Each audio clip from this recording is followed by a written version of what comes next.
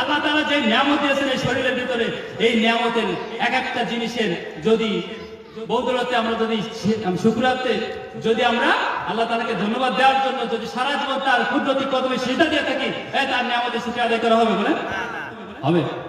এই দেখেন দুইটা হাত আছে আমাদেরকে, এই হাতের ভিতরে নাট বল্টু সবকিছু দিয়েছে।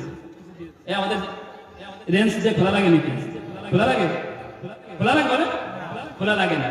এটা অটোমেটিকলি আমরা হাতগুলো মুঠ পার করতে পারতেছি, আঙুলগুলো করতে পারতেছি। আল্লাহ তাআলা যদি না করতেন, হাতগুলো যদি এভাবে সোজা করে রাখতেন, একথা বলে, তাহলে আমরা একা যদি হাঁটতাম, এই একা জনে এক একটা রাস্তা লাগতো না, কথা বল।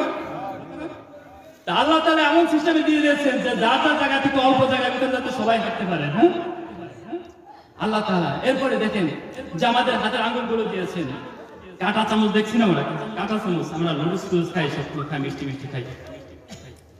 তা এই আঙ্গুলগুলো আমাদের কাঁটা চামচের মতো। হ্যাঁ, তা যদি আল্লাহ তাআলা আঙ্গুলগুলো সোজা দিয়ে দিতেন, তাহলে আমাদের ভাত কি খাওয়া যেত বলেন?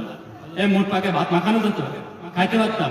এবার আঙ্গুলটা ছেড়ে দিয়ে একটা ভাত উঠলেও উঠতে পারতো, না উঠলো না উঠতে পারতো, আমরা খাইতে পারতাম।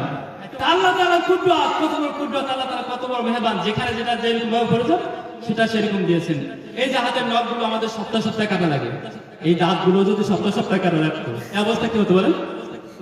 অবস্থা কি হতো?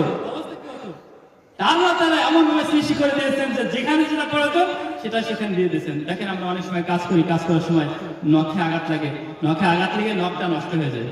নখটা নষ্ট হয়ে যায়। তো নষ্ট হয়ে গেলে আমাদের সেই নখটা আস্তে আস্তে বলতে বলতে বলতে বলতে ওই নখটা আমরা কেটে ফেলে আবার নতুন নখ চলে আসে। সুবহানাল্লাহ বলুন।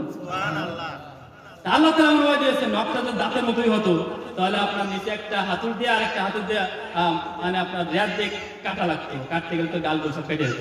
যাতে না বলুন, একটা লোক মানে পরিশ্রম করে হাঁটতে একটা গাছের নিচে আসছে, গাছ সামনে লাউ গাছ আছে, লাউ গাছ, লাউ গাছ মানে কদু গাছ আর কি, যেটাকে বলে বাংলায়।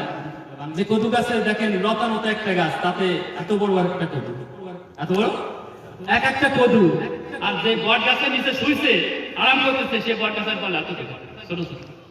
এখন মনে মনে করছে কি আল্লাহ তাআলার কোনো বুদ্ধি আছে? না বলেন, আল্লাহ তাআলার কোনো বুদ্ধি আছে নাকি যে এত বড় একটা গাছে ছোট ছোট ফল দিচ্ছে, আর লতার মতো একটা গাছ, আর সেখানে এত বড় একটা লাউ কদু কুমড়া দিয়ে দিচ্ছে? আল্লাহ তাআলার কোনো বুদ্ধি শুদ্ধি আছে?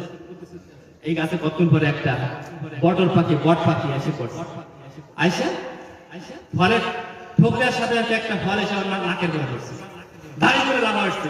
আরে আল্লাহ রে আল্লাহ, আল্লাহ যে সবচেয়ে বেশি বুদ্ধিমান, না আল্লাহ সবচেয়ে বেশি বুদ্ধিমান। আমরা এখানে বিশ্রাম করবো, আমরা কষ্ট করে ক্লাস করে আমরা এখানে এসে বিশ্রাম করবো।